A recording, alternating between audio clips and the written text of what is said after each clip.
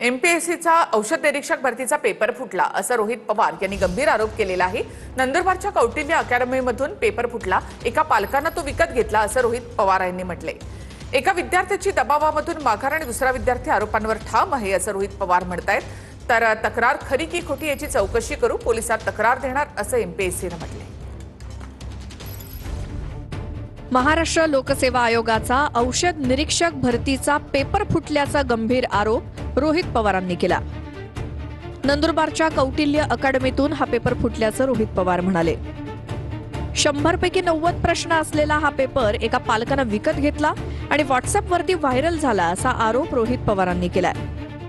आणि या क्लासेसकडे 90% प्रश्न हे आधीच दिले गेले होते आणि ते दिल्यानंतर तिथे 20 मार्च म्हणजे 2 दिवस आधी 22 मार्चला परीक्षा होती। 2 दिवस आधी तो परीक्षार्थी उमेदवाराच्या मोबाईलवर तो जे प्रश्न होते 90% ते त्याच्याकडे आले, त्याचा अभ्यास केला गेला आणि मग ह्यात होतं असं एक समजून घ्या की तो जो क्लासेसचा माणूस आहे तो त्या उमेदवारांना पैशांचा ॲडव्हान्स दिल्यानंतर, पैसे दिल्यानंतर व्हॉट्सअपवर सगळ्या गोष्टी पाठवायच्या आणि 2-3 मिनिटांनंतर तो डिलीट फॉर ऑल करून टाकायचा। काय ज्या घटना घडलेल्या आहेत त्याच्याबद्दल खरंच मला पुरेपूर माहिती नाहीये आणि जेव्हा हे सगळं झाल्यानंतर संबंधित व्यक्ती माझ्याकडे अभ्यासाला यायच्या, विचारपूस करायच्या, कमीत कमी 10-15 वेळेस त्यांनी विचारपूस केलेली आहे, परंतु मी कुठल्याही पद्धतीचं असं व्हॉट्सअप चॅट किंवा माझ्या जी रेकॉर्डिंग्स आहेत किंवा चुकीच्या पद्धतीने ते मेसेजिंग केलं गेलेलं आहे असं मला तरी वाटतंय आणि मी चौकशीसाठी पूर्णपणे सामोरे जाण्यासाठी तयार आहे। पेपर फुटल्याबद्दल 2 विद्यार्थ्यांनी एमपीएससीला आधीच ईमेल केलेला होता,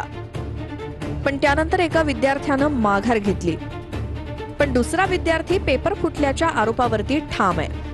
हा गौरव पाटील उर्फ लोकेश पाटील हा तसा एकच व्यक्ती आहे। जेव्हा ही कंप्लेंट केली होती या पाटलाली, याच्या बरोबरच ऋषिकेश गांगर्डे सुद्धा तुकाराम मुंडे साहेबांच्या ऑफिसला आला होता।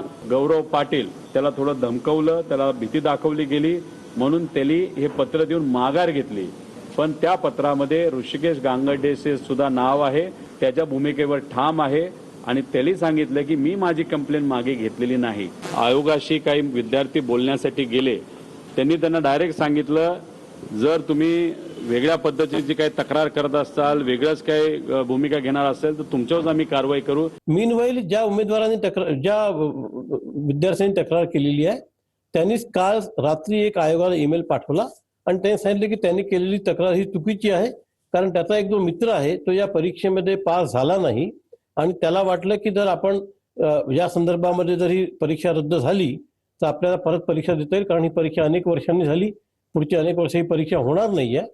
आम्ही या पण गोष्टी शहानिशा करतोय। एका उमेदवारांनी एक रील व्हायरल केलेली आहे इंस्टावर, त्यांनी सांगितलं की मी ही जी तक्रार आहे ही खरी आहे, त्याशिवाय काही उमेदवारांनी म्हटलं की सगळी तक्रार खोटी आहे। या संदर्भात आम्ही सगळ्या गोष्टींची आता चौकशी करतोय।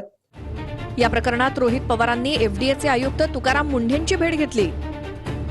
रोहित पवारांनी एमपीएससीच्या कार्यालयात जाऊन या प्रकरणात कारवाई करण्याची मागणी केली।